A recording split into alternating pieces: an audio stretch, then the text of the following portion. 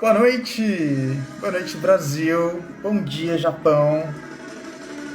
E aí, tá todo mundo preparado para mais uma live com os novos asiáticos? Hoje eu tenho o prazer de trazer aqui uma convidada muito especial que aceitou fazer essa live de uma forma muito, muito humilde.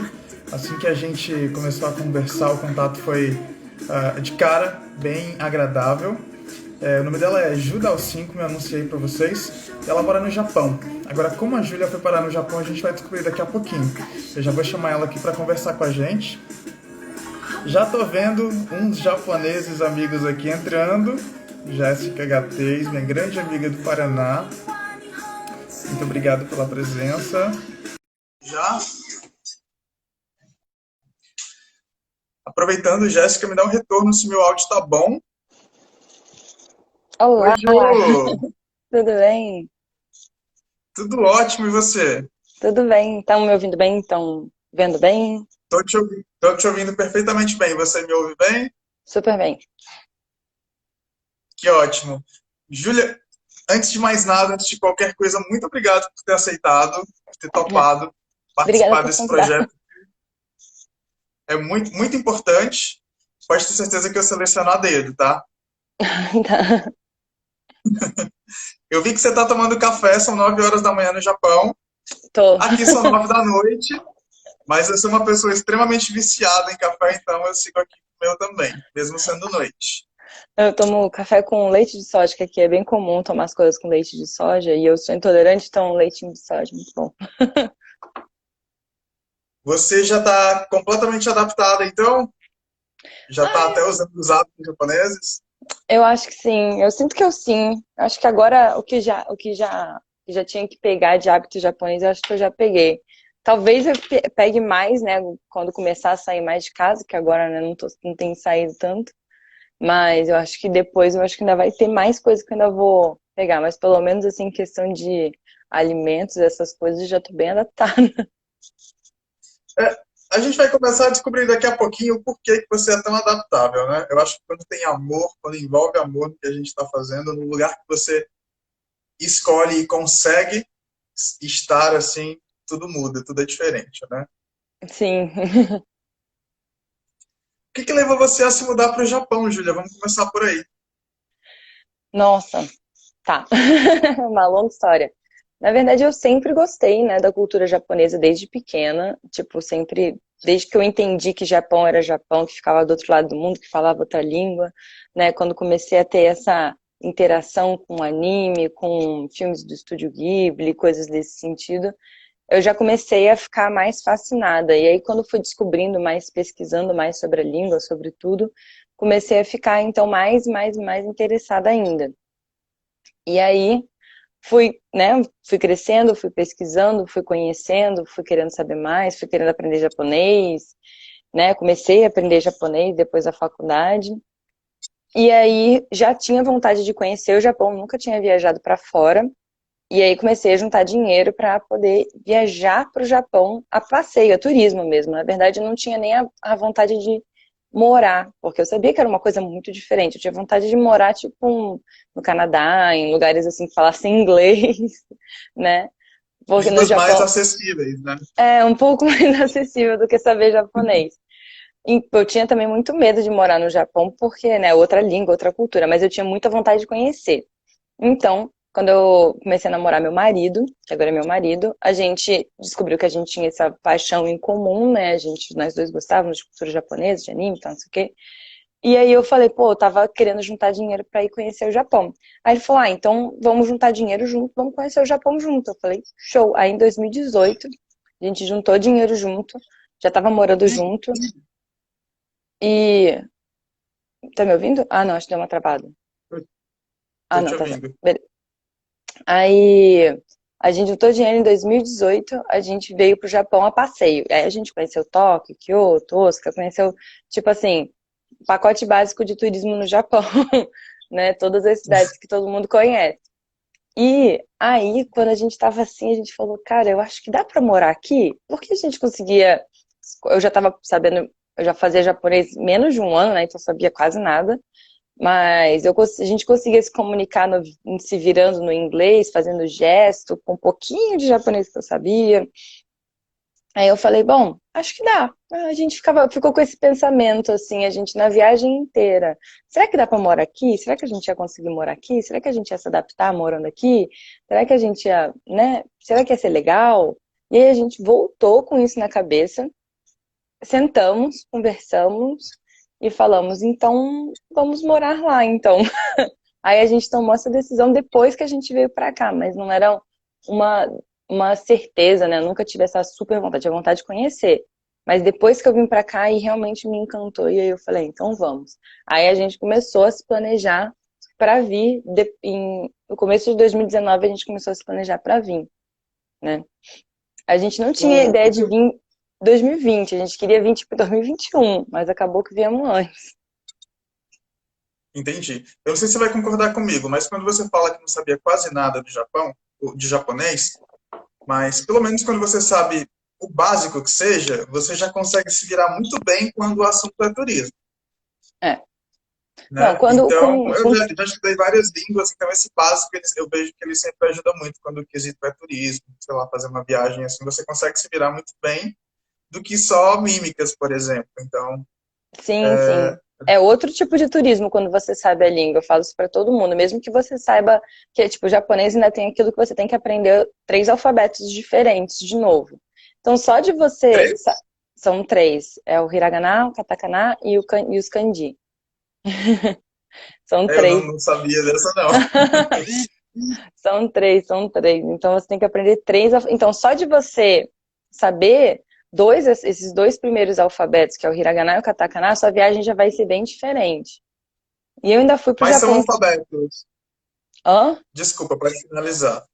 Não, mas eu só sabia o dois, eu tava aprendendo ainda kanji, né? Porque kanji é aqueles que são os símbolos mais cheios de traço, né? O hiragana e o katakana são alfabetos fonéticos, eles são alfabetos que só são silábicos, então eles usam para ajudar a compor as frases e e dão as escritas dos kanji.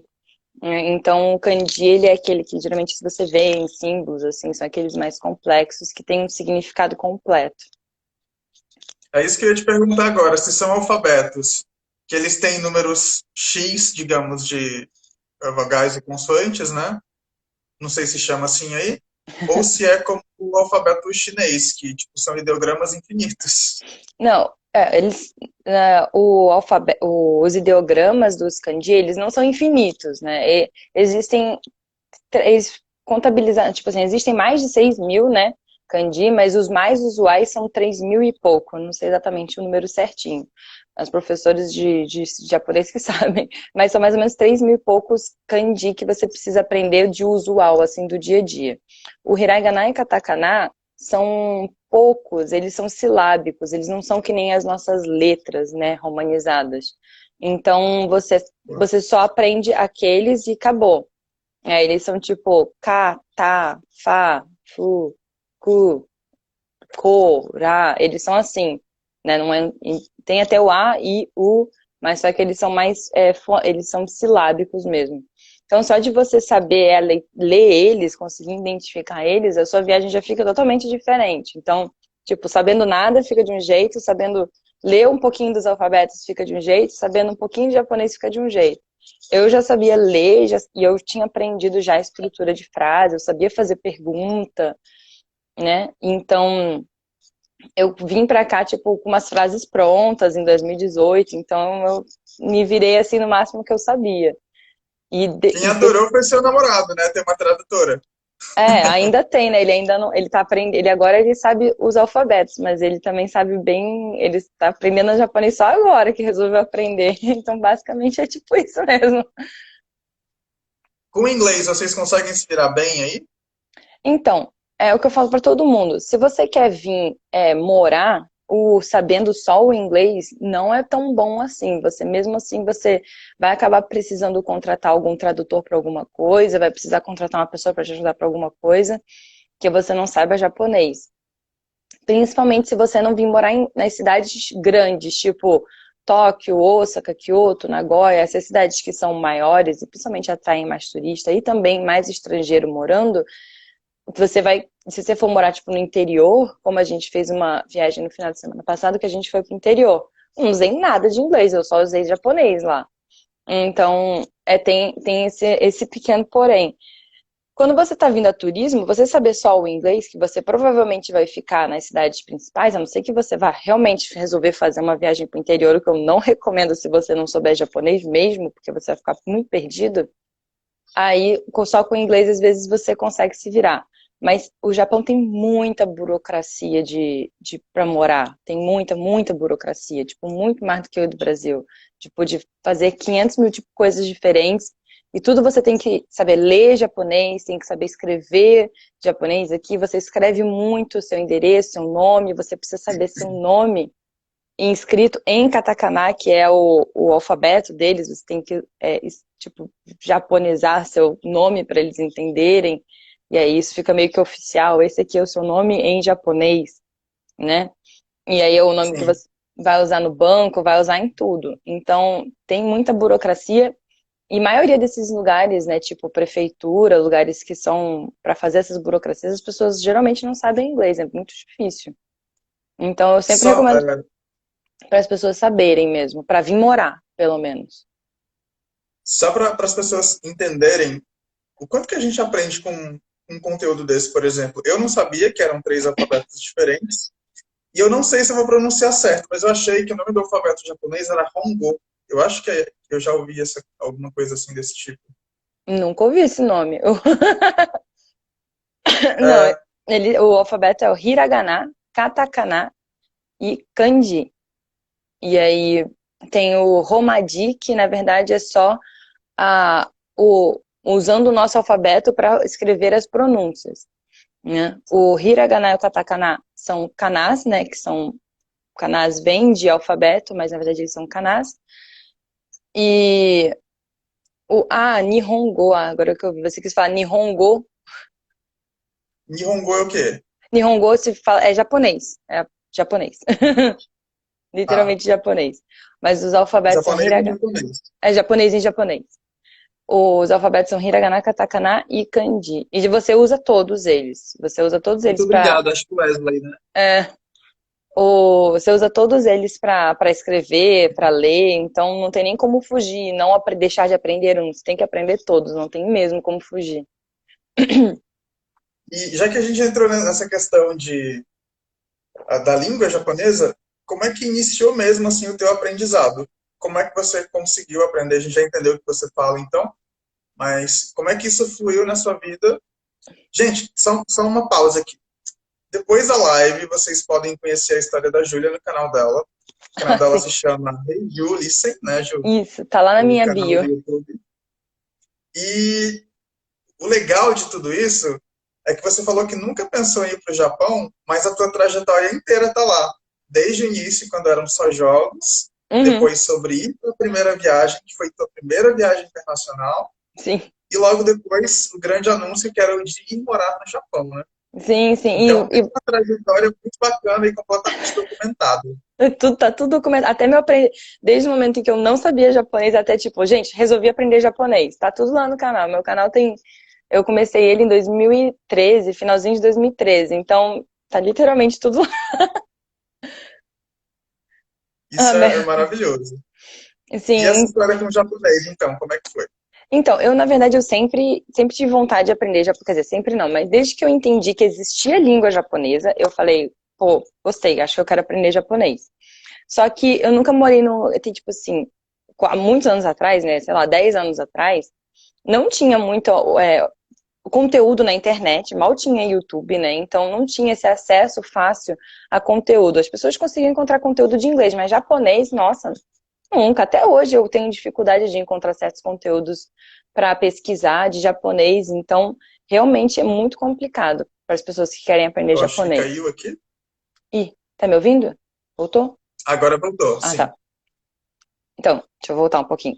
Que é muito complicado, tipo, encontrar conteúdo de japonês. E há 10 anos atrás, né, quando eu tava, né, no início da faculdade, querendo aprender japonês, E até quando eu era adolescente que eu resolvi aprender japonês, primeiro que era muito difícil encontrar cursos de japonês, e Hum. mesmo, eu não morava no Rio, eu não morei em São Paulo, então eu não morei em lugares que tinham uma colônia de japoneses muito forte. São Paulo eu sei que tem bastante curso até de japonês, pelo que me falaram, se você mora na capital, e em alguns lugares, assim, que tem colônias de japoneses que são mais fortes, você acaba encontrando alguns cursos, assim. Mas eu realmente, onde eu morava, não tinha. Não tinha curso online, não tinha curso via Skype, que hoje em dia eu faço com professor particular. Então, eu acabei, tipo, deixando isso meio de lado e fui tentando aprender esses primeiros alfabetos sozinha, com a ajuda de uma amiga que, que fazia um curso. E eu também não tinha dinheiro para pagar curso, né? Porque às vezes quando tinha era, tipo, carésimo, né? Esses cursos também. E aí eu acabei não conseguindo. Geralmente quando são línguas, assim, digamos, mais exóticas, as aulas são muito caras. Sim, sim, não tinha. Então, como também não tem muita opção, aí tem um curso na cidade. Aí a pessoa cobra o que ela quiser, né? Sim. Geralmente é isso. Como tem um monte de curso de inglês, né? Então as pessoas acabam ficando um pouco mais barato. E aí eu não consegui aprender sozinha, eu desisti quando eu tinha, sei lá, uns 18 anos, eu tentei, não conseguia. Eu falei, nossa, não, ainda estava começando a fazer faculdade, eu falei, olha, eu entendi que eu preciso me dedicar muito para aprender japonês. Então, quando eu terminar a faculdade, eu vou procurar um curso, vou pagar com meu dinheiro, né? E vou fazer esse maldito curso de japonês porque eu quero aprender. Quero saber se eu consigo ou não, se o problema é sou eu ou se é a língua. E aí, eu terminei a faculdade, uma amiga minha me falou que tinha japonês no Kumon. E eu falei, caraca, nunca passou pela minha cabeça que já ter japonês no Kumon. E depois eu fiquei tipo, cara, é óbvio que tem japonês no Kumon. Kumon é um método de ensino japonês, né? Mas nem todos os Kumons têm japonês, que depois eu descobri. Tem algumas sedes que não tem. E aí eu descobri que tinha um Kumon do outro lado da rua, da minha casa. Aí eu fiquei tipo, caraca, tem um Kumon aqui. E aí fui lá, Eu tinha estava tão japonês. próximo. Era, tipo, do lado, só que ele ficava dentro de um prédio, não tinha escrito, tipo, na fachada Kumon. Era, tipo, uma sala dentro de um prédio comercial, né? Quando eu fui pesquisar na internet, eu vi, ih, caraca, meu endereço só que do outro lado da rua. Foi muito, muito prático. Aí eu fui pro Kumon, fiz o Kumon, no final de 2017 para 2018, que eu comecei a estudar japonês no Kumon. E aí lá eu aprendi os alfabetos de novo, porque né, eu tinha aprendido meia boca, né, sozinha. Aprendi de novo e comecei realmente a estudar japonês no Kumon. E aí eu fiquei menos de um ano, né? Um ano talvez, acho que foi até o finalzinho de 2018 que eu fiquei lá, que aí eu resolvi fazer, eu descobri que existiam as provas de proficiência de japonês, né? E aí eu senti que eu falei, bom, vou focar nessa prova, porque aí eu sinto que eu tenho um objetivo, né? Eu gosto de ter um objetivo, assim, para focar, para poder ir estudando e vendo que você está evoluindo.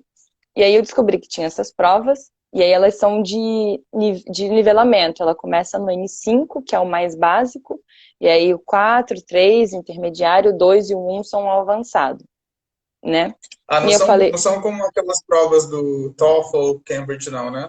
não, não, ela tem níveis. Ela é mais parecida com uma prova, tipo, acho que tem de alemão, que também tem A1, não sei o quê.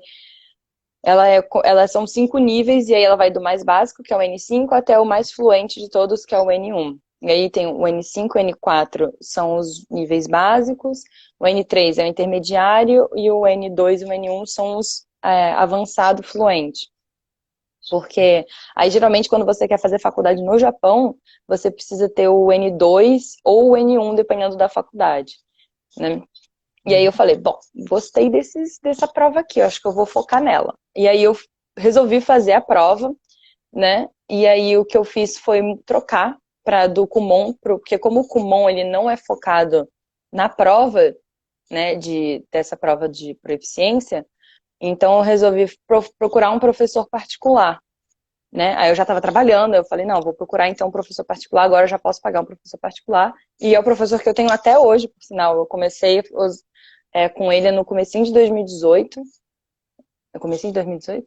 Não, comecei no final de 2000, no meio de 2018. Eu comecei o Kumon tipo 2017, aí mais ou menos ali no final de 2018 que eu comecei com esse professor.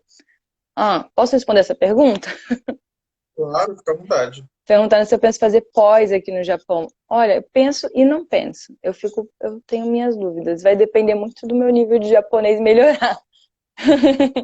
Mas eu não sei, talvez. Depende muito de muita coisa. Eu penso, já pensei várias vezes sobre isso, mas eu ainda preciso encontrar uma pós assim que eu me apaixone, mas eu gosto de estudar, então sim, é uma vontade que eu tenho, mas eu ainda não tenho certeza.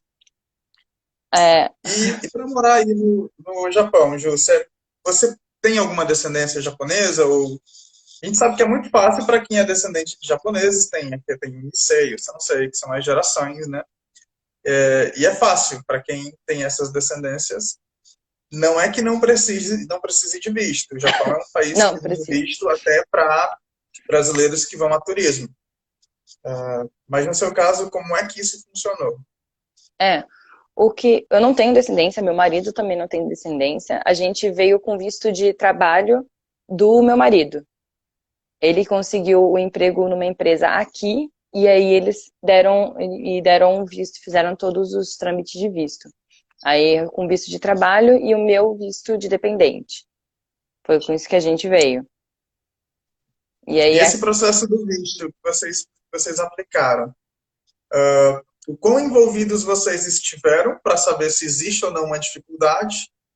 Ou foi absolutamente tudo por conta da empresa? Vocês só compareceram para fazer retirada ou colocar no passaporte? Como isso se deu? na verdade eu fiz muita pesquisa, porque como eu sabia que né, com descendência existe um caminho para quem é descendente, e aí existia esse vazio que era tipo, como ir para o Japão sem descendência? E não tinha informação sobre isso em quase lugar nenhum. Né? A maioria das informações que eu encontrava eram só para descendente. Aí em 2019 inteiro eu fiz uma pesquisa, tipo assim, quais formas de vir para o Japão sem ser descendente, né?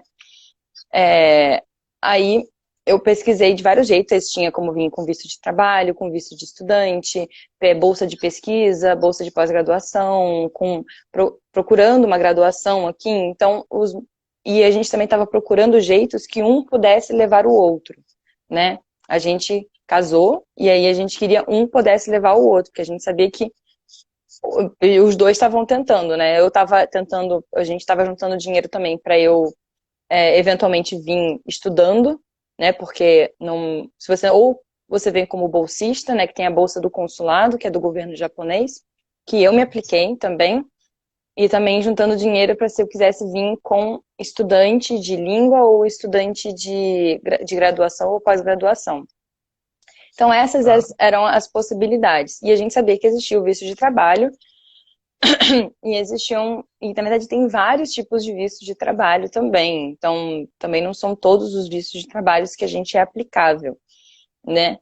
E aí o que a gente fez foi focar nisso, descobriu quais eram as áreas melhores. A área do meu marido era mais fácil dele encontrar emprego, porque a área dele ele não precisa saber japonês.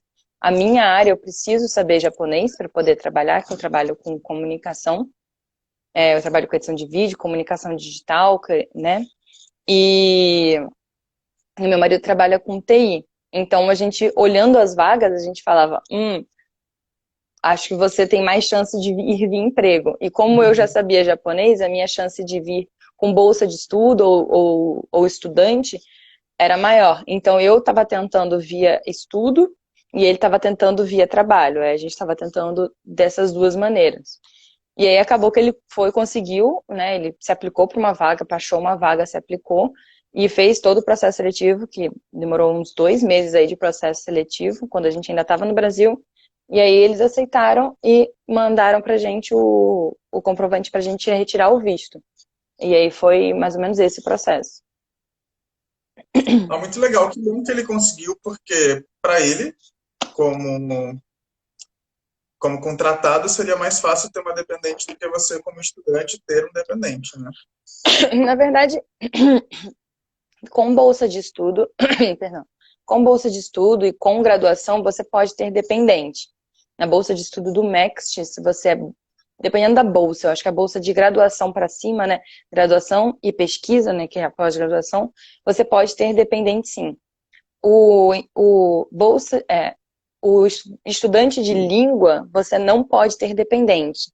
Mas aí a nossa situação era tipo, eu vinha como estudante de língua, estudava, E depois, ou tentaria um emprego depois de um tempo, que você já estudando aqui, já estando aqui, que você pode fazer isso, ou fazendo uma graduação depois. E aí depois eu poderia trazer ele porque a gente já é casado, já era casado. E aí tinha Entendi. essa possibilidade também. Mas com o visto de trabalho é o jeito mais fácil, com certeza. A única diferença é que você precisa ser muito experiente e você precisa ter um currículo muito bom para poder conseguir, né? E dependendo da sua área, você precisa saber japonês, que foi o meu caso. Que eu tinha até um nível de experiência pedido para as vagas, a única coisa que eu não tinha era o nível de japonês que eles pediam, que era um nível intermediário para avançado, né? Eu tenho o N5, né, daquela prova de proficiência, que é o mais básico, e eles pediam o tipo N3, o intermediário, até mesmo dependendo da vaga, para o meu nível de experiência, pediam até um N2, que era o mais avançado, entendeu? É, tô entendendo. Eu tô só tentando tirar aqui o. Tinha colocado o celular para vibrar, mas está incomodando um pouquinho. Pronto, resolvi. Uma dica, então, para quem está assistindo a live, a área de TI ela é muito, muito ampla no mundo inteiro, né? No mundo inteiro. Mas é importante dizer também que se você fala inglês, isso, sei lá, vai aumentar as possibilidades de você conseguir um emprego fora do país em 100%. Nossa, 100%. Eu até gravei um vídeo sobre isso, postei semana passada, que muita gente me pergunta, eu preciso saber inglês, eu preciso saber inglês antes de saber japonês? Falei, olha, o inglês te abre muitas portas logo de cara que você já sabe. O japonês vai te abrir portas só no Japão. O inglês vai te abrir portas no Japão, vai te abrir portas em outros países, né? E você já sabe português, né, nativo. Aí você sabe inglês. E aí você ainda está estudando japonês? Só aí você já se destaca porque você sabe 3 línguas, entendeu? Então eu sempre Exatamente. recomendo para todo mundo aprender inglês primeiro, porque dependendo da sua área de trabalho, você pode vir para o Japão só com inglês. Claro que eu não recomendo porque, tipo assim, você até consegue emprego, mas aí a sua vida sem saber japonês vai ser um pouquinho mais difícil, mas aí você não precisa saber um japonês nível fluente para poder conseguir esse emprego. Você pode ter um japonês básico, que às vezes você nem precisa fazer a prova, entendeu? Né? A prova, ela é só, geralmente quem pede é trabalho e, e faculdade. Então, se você quiser aprender japonês e não precisar fazer a prova, às vezes você só precisa comprovar inglês. Então, o inglês realmente abre muitas portas. E fora que essa questão de pesquisa, até em português mesmo, na maioria das vezes, você não encontra para o estudo de outras línguas, né? Então, se você sabe inglês, pode ser que você consiga muito mais conteúdo também em inglês, que te faça dar um up aí no seu aprendizado. Eu falo isso porque eu tô aprendendo sueco agora, que é uma língua pouquíssimo falada, Nossa, e bem diferente. eu comecei a estudar recentemente com um professor, só que como é uma língua muito peculiar, eu diria, são muito caras as aulas particulares. Então eu comecei a pesquisar no YouTube alguns vídeos, e em português, assim, eu acho que deve ter o quê? 0,1% de Não acha conteúdos. nada. E em inglês você tem N opções, sabe? Muita coisa. Sim, Então, às japonês vezes, é a mesma sabendo coisa. inglês, é assim. E várias outras línguas, se você coloca lá no YouTube, referência daquela língua, ou língua X, língua Y, em inglês, você vai ter vários conteúdos. Não que no português Sim, não tenha, tem, mas não vai ter como numa língua mundial, como é o inglês, por exemplo, né? sim. E a sua imigração, aliás, a imigração de vocês dois, né? Vocês fizeram juntos. Como é que foi qual foi o diferencial de turismo para chegada para morar? Existiu diferença muito grande ou é relativamente tranquila a chegada no país no controle de passaportes? A chegada no país. Teve diferença para fazer o visto, né? Para fazer o visto já foi bem diferente, porque na verdade, eu não sei se é assim em outros países, né? Mas no Japão, quando você vem com visto de trabalho, acho que até com visto de estudante também, você precisa estar no seu país de origem, né, para poder ter esse visto. E, e você recebe uma carta do governo japonês dizendo que você pode sim retirar o seu visto. E aí você leva essa carta, chega no seu endereço, que é um certificado de elegibilidade. Então, esse certificado de elegibilidade, você só chega no consulado japonês, entrega o certificado, seu passaporte e tá pronto. Você já tem visto.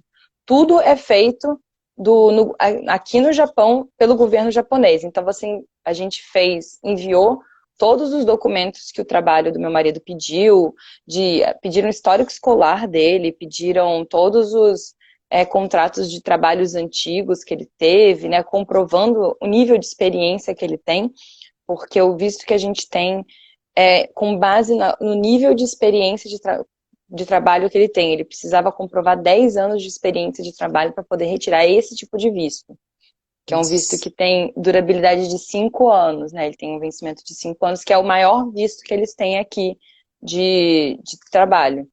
Então, ele teve que, tipo, catar contra-cheque, um monte de outras coisas. Como dependente, eu só precisei, tipo, dos documentos básicos, né? A cópia de passaporte e a certidão de casamento. A certidão de casamento precisava ser apostilada para poder ter validade em outros países. Você precisa fazer um apostilamento da certidão de casamento, nem todo mundo sabe disso, e você paga uma grana para fazer isso. E que ela vem com uma tradução atrás em inglês, colada na certidão. Que é a tradução juramentada, né? Exatamente. Não é uma tradução juramentada, é o apostilamento apostilamento de AI, alguma coisa assim. É uma união comum de países que aceitam esse apostilamento que você faz no cartório que você retirou a sua certidão. É muito louco. Aí a gente precisou mandar isso, e aí eles, né, fazem lá, pesquisam e não sei o quê, e aí eles enviam esse certificado de elegibilidade que você só entrega no consulado junto com o passaporte. Aí recebeu o meu, né, de dependente, e o do meu marido de trabalho, e a gente entregou, e aí deu tudo certo. Fica pronto em, tipo, 4 dias, assim, foi bem rápido até. Já o de turismo, você tem que fazer um monte de outras coisas, e eu já vi muita gente com visto negado de turismo pro Japão, porque eles são muito chatos com um monte de coisa. Você precisa comprovar renda, você precisa já ter todos os hotéis reservados, você precisa já ter a passagem, hotel reservado, comprovar renda, levar imposto de renda, levar negócio de banco, quanto você tem no banco, um monte de coisa para você tirar o visto de turismo. Então é muito chato. E ainda tem jeito de você ser negado. O nosso visto de turista quase foi negado. Porque eles falaram que a gente comprovou pouca renda. Eu falei, cara, eu juntei dinheiro. E aí eu tive que levar, porque nossa renda era baixa para uma viagem. Ela falou, nossa renda é muito baixa para uma viagem desse porte. Aí eu falei, tá, mas eu fiquei tipo 10 anos juntando dinheiro, minha filha. Aí ela falou, então você precisa trazer o extrato da poupança. Eu tive que levar o extrato da poupança para provar que eu tinha dinheiro para poder mostrar que eu podia fazer essa viagem. Muito louco. Mas aí eu consegui, né? Tirar o visto de turismo, foi ok depois. Mas aí, chegando aqui, a única diferença que eu senti é que você tem que... Chegando aqui, você precisa ter no passaporte o seu visto e eles grampeiam o certificado de elegibilidade, o mesmo certificado, mesmo você já tendo com visto, porque você precisa entregar isso na imigração, porque eles já fazem o seu cartão de residência já na imigração, que é o seu, né, o seu RG, CPF, o seu cartão de residente japonês, já fazem no aeroporto. Aí você já sai do aeroporto com esse cartão. Eu achei isso incrível. Prático, né? Bem prático. Porque eu contei isso pra minha amiga que tá morando em Portugal. Ela falou, meu Deus, se fosse assim em Portugal, porque ela disse que ela tá lá há meses e ainda não conseguiu fazer o cartão dela. E eu fiquei, nossa, não, eu fiquei até um pouco assustada. O cara, tipo, então aqui, seu cartão. E eu fiquei, tipo, caraca, meu cartão de residência. Eu achava que ia ser bem mais complicado. Mas não, foi bem tranquilo. E aí de lá, você já pode, tipo, ir pra onde você deve, né? Onde você tem apartamento, no caso a gente ficou num Airbnb, que foi a empresa que alugou, pra gente ficar um mês enquanto a gente procurava um apartamento fixo. Mas com relação a perguntas, por exemplo, na chegada, são questionários muito complexos ou é algo bem tranquilo do tipo, o que você veio fazer, quantos dias você vai ficar? Não perguntaram nada. Foi tranquilo para você? Não perguntaram nada. Não fazem esse questionário porque você já chega tipo assim, tem um... Pelo menos quando a gente chegou, tinha uma divisão, se você estava chegando a turismo ou se você estava chegando com residência, né? E aí a Uhum. gente tinha que ir para a fila da residência e a gente só entregou o passaporte, que já tinha o visto de trabalho com esse certificado. Então não perguntaram nada, eles só tipo pegaram, olharam, tiraram o certificado de elegibilidade, né? E fizeram lá na hora o cartão, entregaram pra gente, mandaram a gente embora. Foi literalmente Isso só é isso. muito legal, porque, por exemplo, para os Estados Unidos, além de você ter que fazer o visto aqui no Brasil ainda antes da viagem, que corre o risco de ser negado na maioria das vezes, dependendo dos vários quesitos que são necessários, ainda é feito entrevistas assim longínquas no aeroporto na chegada. É muito complicado. Eu não me A lembro ideia nem das se. lives, inclusive, Ah, desculpa. não pode falar, Não, é que desculpa. eu não me lembro nem se fizeram isso pro de turismo. Eu acho que eles não fizeram, não. Tipo, pro de turismo, acho que não ficaram fazendo pergunta pra gente, não. A ideia das lives elas surgiram inclusive porque eu já tive um visto americano negado, que ia ser de turismo. E aí eu já tive histórias de amigos que quase foram negados aqui no Brasil e que chegando lá perderam um voo, por exemplo, porque ficaram 4 horas na imigração respondendo pergunta, sabe? Nossa. São coisas absurdas. Aí perde o voo, mas aí eles pagam o próximo trecho, né? Por exemplo, você vai para Nova York, aí você sai do Brasil, faz uma escala em Miami, primeira cidade que você está chegando no país é Miami, então a sua imigração vai ser lá. A partir daí são voos domésticos. Então a pessoa chega, fica um tempão lá, perde o voo, porque está respondendo 1000 perguntas. Se não tiver tudo bem para eles, eles mandam para a salinha e você vai voltar para o Brasil no próximo voo. É tipo Ai, assim. gente, eu não tenho, não tenho paciência pra ir para os Estados Unidos. Eu não tenho vontade nenhuma de conhecer aquele país por causa só de pensar de passar por isso. E sabe o que que é mais louco? Curiosidades, eu acho que exclusiva dessa live, porque eu não sei se eu já contei isso em algum outro vídeo ou em alguma outra live.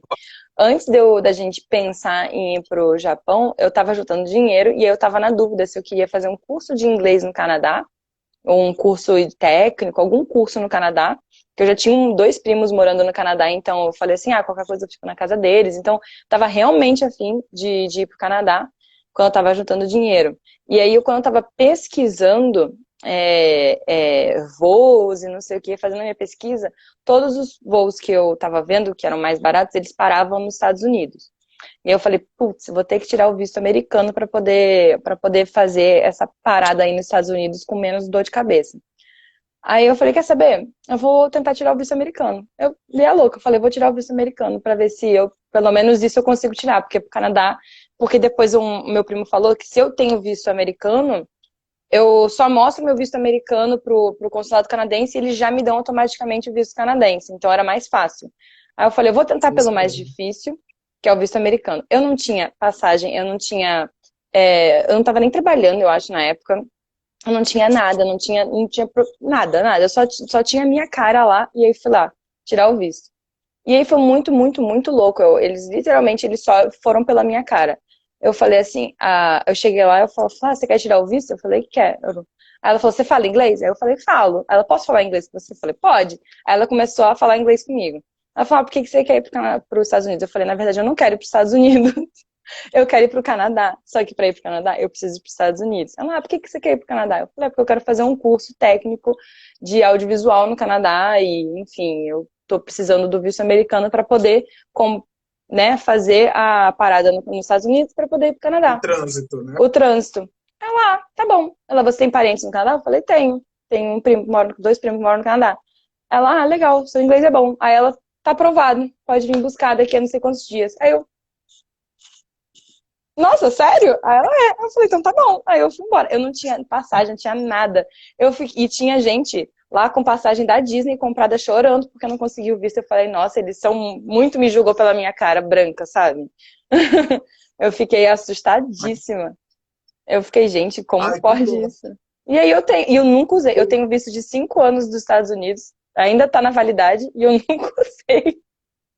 Muito Agora louco vale isso. 10 anos, o visto atual, é como se fosse o passaporte brasileiro. O Ah, é meu verdade. passaporte, meu passaporte atual, ele venceu em maio desse ano, E na época que eu fiz isso, há quase 6 anos atrás já, eu fiz em um mês, que ainda era 5 anos, no mês seguinte mudou para 10, que foi logo na troca do governo. Eu nem E sei se o que aí, eu tenho é de 5 ou de 10, na verdade, porque foi, acho que foi tirando, acho que 2017, 2018, por aí. Foi um desses mas aí anos. outra coisa legal aqui para as pessoas saberem é que se você tem algum, por exemplo, voos para a China, é muito comum que eles tenham escala nos Estados Unidos. E aí você precisa de um visto de trânsito que não vai te dar permissão nenhuma para sair se a tua escala for, sei lá, de 24 horas. Quem tem o visto americano de turismo, que é esse que tem validade de 10 anos, consegue sair, consegue conhecer a cidade, enfim, fazer qualquer coisa. Coisas do tipo que eu faço, se eu posso, viajando pelo próprio Brasil mesmo, porque eu já pedi voo, desço no aeroporto, vou explorar a cidade, perdo o voo quando eu chego, enfim. Se você tem essa escala nos Estados Unidos e precisa de um visto, o valor para o visto de trânsito, que não te dá direito a sair do aeroporto, é o mesmo valor do visto de turismo, que é o B1, né? Nossa, Que é nossa, US$ 150 na nem vale a cotação do pena dia. visto de trânsito, então, meu Deus.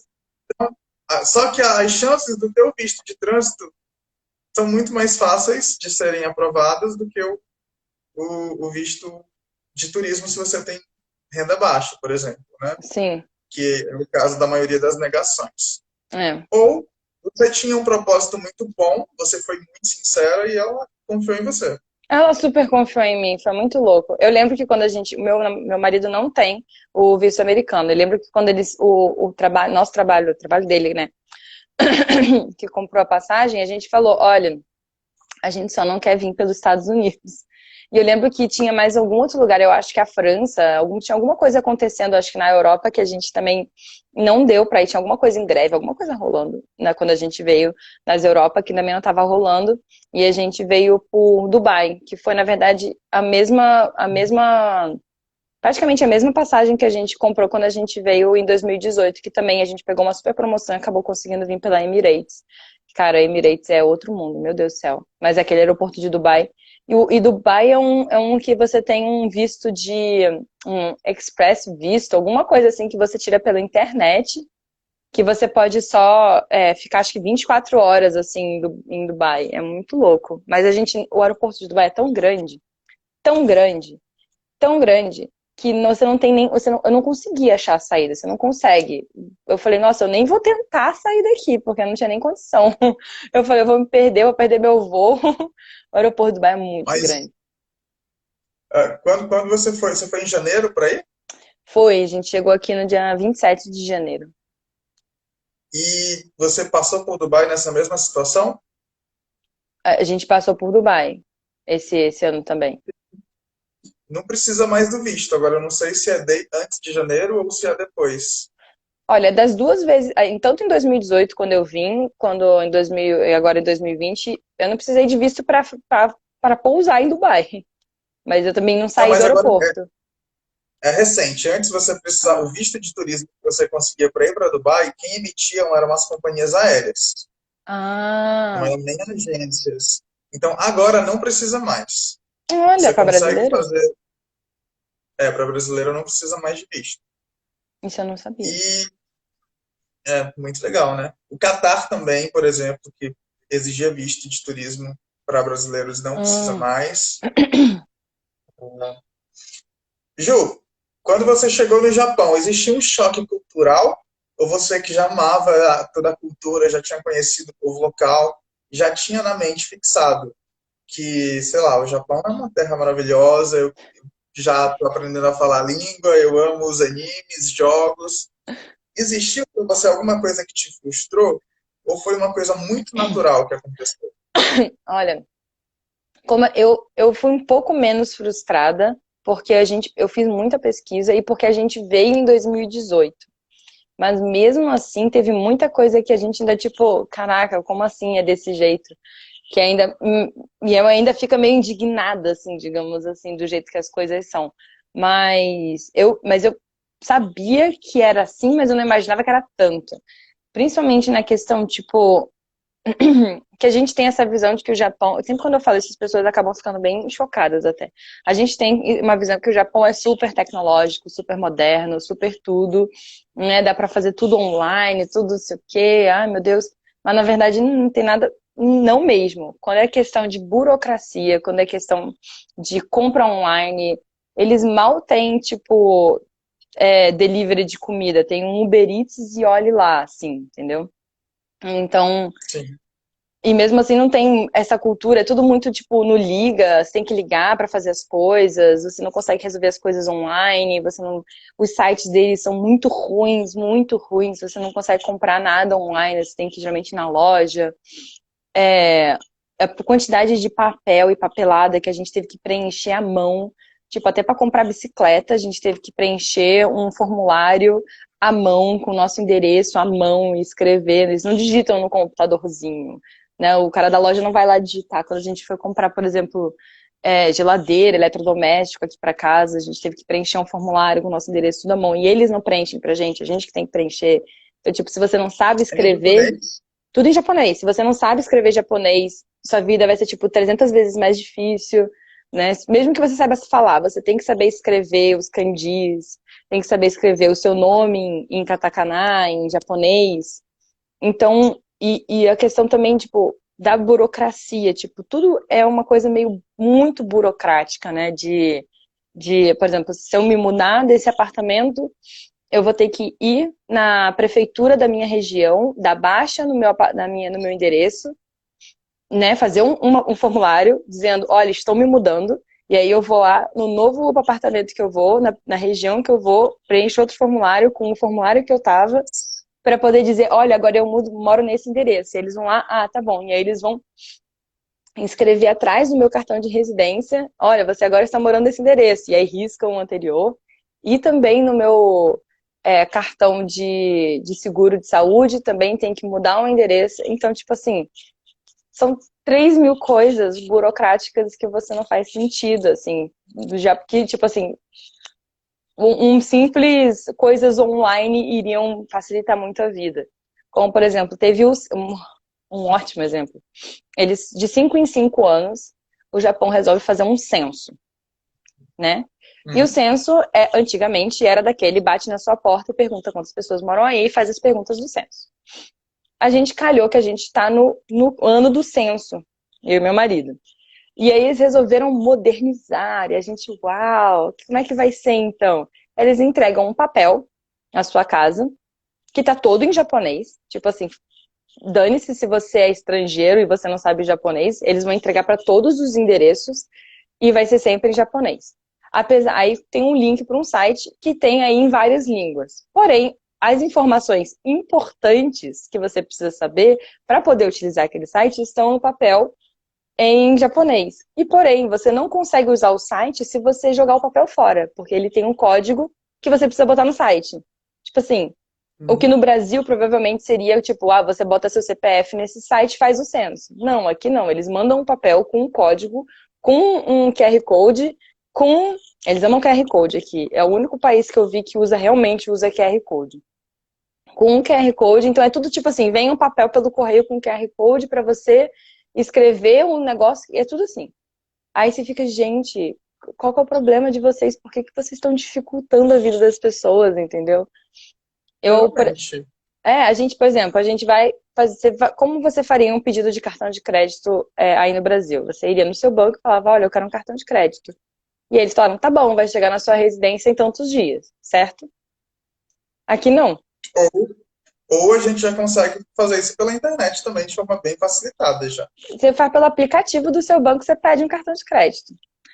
Tipo, Sim. tipo assim, o banco que a gente tem aqui é um dos bancos mais modernos que a gente tem. Eles não têm nem aplicativo. Esse negócio de aplicativo de banco não existe aqui no Japão.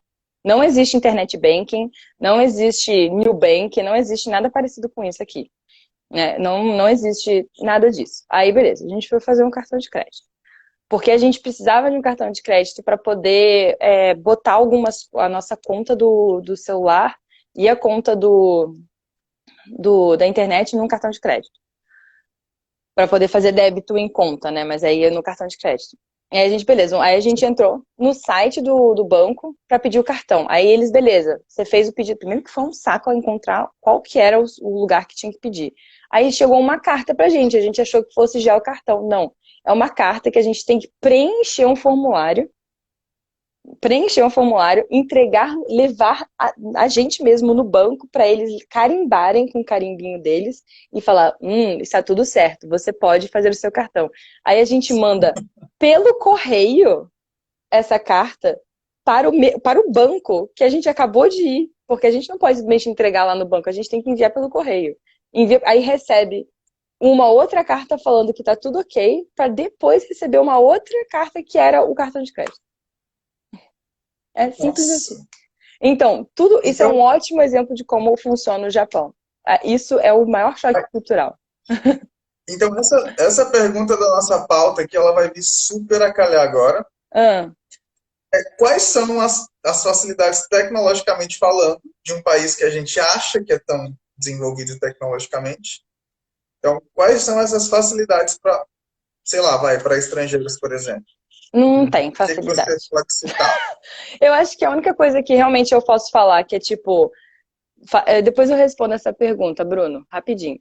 É, a única coisa que eu posso falar que realmente é uma tecnologia que funciona é transporte público aqui. São os metrôs, são os trens, Shinkansen, que é o trem-bala, o ônibus, eles são muito modernos, então essas coisas realmente você vê que são coisas que funcionam, essas coisas de tipo arquitetura urbana, mobilidade urbana, né, urbanização, essas coisas funcionam, né? Ele é um país tecnológico nesse sentido, por exemplo, coisas, né, a estrutura do prédio, ela é toda feita para, por exemplo, aguentar terremoto, a janela, ela é feita para aguentar tufão, então eles são bons nesse tipo de tecnologia, tipo assim, eles têm um sistema interno na casa que é para você chamar emergência, que é tipo, chama, tipo assim, se tiver alguma coisa pegando fogo aqui, ou se entrar um ladrão, eu tenho um interfone que eu aperto um botão de emergência que vai tocar em todos os apartamentos e a pessoa já sabe, fogo,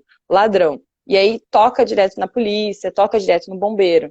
Então, é tipo assim, é 8 ou 80, né? Eles têm algumas coisas que Tô funcionam vendo. super bem, que são principalmente essas coisas de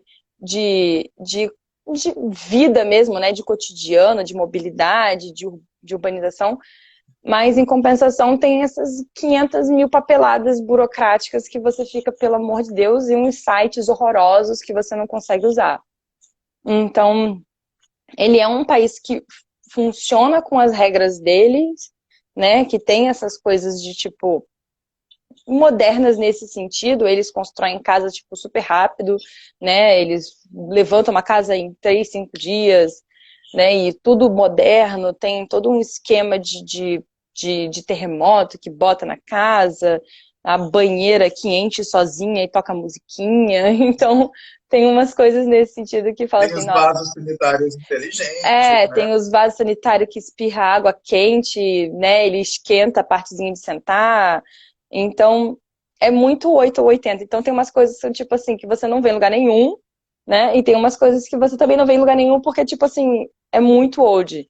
No sentido de, tipo, eles agora, só agora, eles estão abolindo o uso do carimbo, que é o ranco, né? Que eles usam, que é um carimbinho que é para você não usar assinatura. Você Hum. registra esse carimbo, é tipo um carimbo único seu, que geralmente tem até pessoas que fazem manualmente, artesanato, né? Que você vai lá, registra, você tem que registrar esse carimbo na prefeitura para poder usar ele oficialmente. Então, por exemplo, casamentos aqui no Japão, você só pode casar se você tiver, se as duas pessoas tiverem um ranco registrado. Então, e ainda tem muita coisa também que, por Que exemplo, louco. agora com o negócio de Covid, para você fazer um pedido para poder fazer o teste, você tinha que enviar um fax para o hospital e, tipo assim, eles usam fax ainda, entendeu? É nesse nível. Então, é 8 ou 80, mas eu acho que as coisas que funcionam são mais a ver com essa coisa de mobilidade, de urbanização e coisas nesse sentido do dia a dia. Eu posso responder a Então, pergunta do Bruno? pode, claro, vamos lá, antes da nossa última perguntinha aqui. Tá. Oi, tudo bem? Tenho uma dúvida. Eu tenho 16 anos, estou estudando japonês para quando estiver indo para o Japão. com a Live in Japan e depois fazer uma faculdade por lá, é uma boa ideia? É uma boa ideia.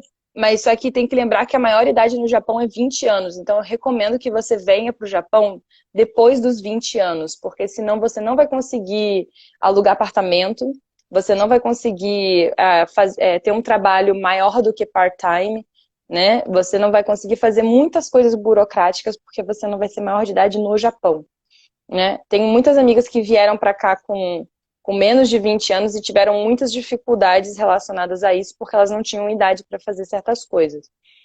E para você fazer faculdade aqui, você tem que ter um N2 ou um N1, se você for fazer uma faculdade em japonês. E também recomendo muito que você já saiba inglês, mas eu acredito que talvez você já esteja estudando de inglês, né? Porque algumas E tem faculdades um no bom Japão... tempo aí pela frente para que você consiga juntar uma boa grana, né, Bruno? É, Para e não ficar existe bem, né? faculdade pública aqui no Japão. Todas as faculdades e universidades são pagas.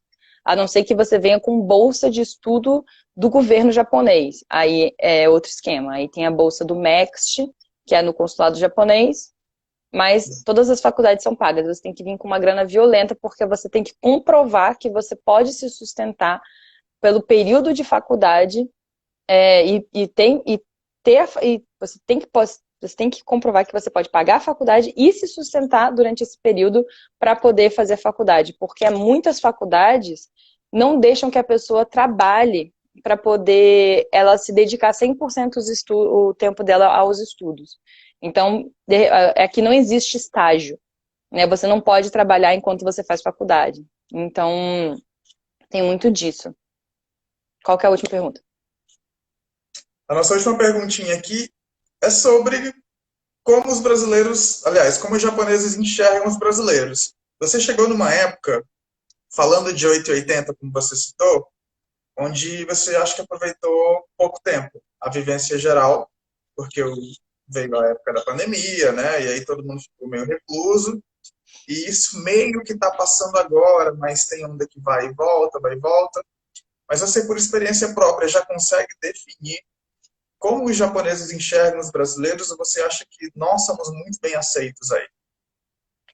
Eu acho que eles enxergam os brasileiros como eles enxergam a maioria dos estrangeiros. Eu acho que eles são um país bem preconceituoso com estrangeiro. Valeu, Bruno. Ele entende tudo, valeu. Eles são bem preconceituosos com muitos estrangeiros. Já ouvi nunca sofri nenhum preconceito, pelo menos não que eu tenha reparado, né? Também não estamos saindo assim muito, mas eu acho que é muito eles meio que o tratamento é muito parecido, né? Eles gostam muito de americano, eles têm assim uma pagação muito grande para americano. Mas com brasileiro, sempre quando a gente tá tipo interagindo com algum japonês mais do que 5 segundos e eles perguntam de onde vocês são e a gente fala Brasil, eles geralmente só ficam um pouco espantados porque é um país muito longe e muito diferente. Sim. Porque, principalmente aqui em Tóquio, apesar de ter muita colônia de brasileiro, muita colônia né, umas comunidades muito grandes de brasileiro aqui no Japão, eles ainda ficam um pouco espantados, assim. E eu acho que eles também não conseguem entender muito português, porque não parece fazer muito sentido para quando a gente está falando português. Teve até um senhorzinho que eu estava no café com uma amiga minha, e um senhorzinho abordou, eu fui no banheiro e depois um senhorzinho abordou ela, falando, nossa, que língua que vocês estão falando? Não é inglês. Aí ela falou, não, é português. Aí, vocês são do Brasil? Ele falou, sim. Ele, legal. Aí foi embora. Então, tipo, é uma interação muito whatever, assim, tipo, não entendo o que está acontecendo. E muitas vezes eles falam, nossa, é longe, né, gente? É longe, né? É bem longe. Tipo, 24 horas de viagem, bem longe. É muito longe, né? É bem Na toa longe. que são 12 horas de fuso de diferença. É, E a gente chegou aqui no nosso tempo final, 1 hora de live já. Gente, eu bem... tenho falado isso em todas as lives. Quando o papo é bom, ele foi que a gente não vê o tempo passar. Infelizmente não vai dar para responder mais outras perguntas, mas algumas Sim, perguntas eu acredito que já tenham feito parte do conteúdo da live, então vai é isso ficar que eu ia salvo aqui falar. na IGTV, Ou tá tá? no Então meu quem não conseguiu vídeo. pegar, Sim, no meu canal eu já respondi essa pergunta, viu, Júlio? Eu já respondi muitas dúvidas no meu canal. Eu tenho uma playlist completa sobre morar no Japão. Se vocês irem lá no meu canal, maratona aquela playlist. Se a sua intenção é ir morar no Japão, eu tenho um vídeo específico para pessoas que são menores de 20 anos, dando dicas para as pessoas que são menores de 20 anos.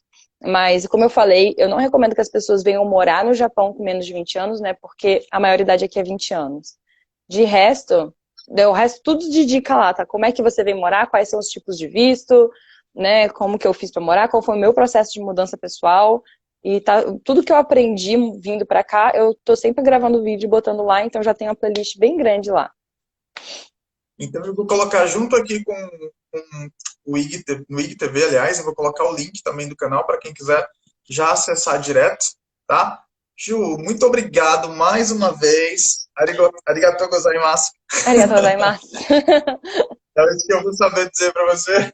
Tá Muito, ótimo. muito obrigado de coração mesmo por ter tirado esse tempinho do seu dia logo cedo aí, por ter aceitado dividir a sua história, por ter falado coisas que você ainda não falou no seu canal, inclusive.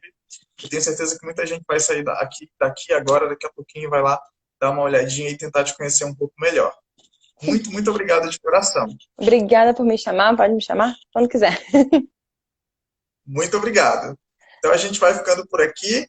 Ainda temos mais uma live com alguém representando a Coreia do Sul. Vai ser a última live dessa série Novos Asiáticos. Então não percam que nos próximos dias eu já vou anunciar para vocês quem é que vai ser o nosso último convidado da série. Muito obrigado. Essa eu vou Bom ver. dia, Ju. Boa noite, brasileiros. Boa noite, Brasil. Bom E a dia, gente se vê a Japão. qualquer hora. Tchau. E não se esqueçam, enquanto houver histórias para contar, a gente continua por aqui. Tchau, tchau, Ju. Obrigado. Tchau. Meus queridos, muito obrigado mais uma vez por tudo. Nós estamos ficando por aqui e, como eu falei para vocês, tem muita coisa boa vindo por aí. Não é só os Novos Asiáticos que está se encerrando, não, tá? Nós já tivemos muitas séries de lives sobre vários outros países, então tá tudo aqui no IGTV. Se você quer conferir, quer saber algo sobre outros países, Europa, América do Norte, Oceania, tá tudo por aqui. E em breve a gente tem mais conteúdo.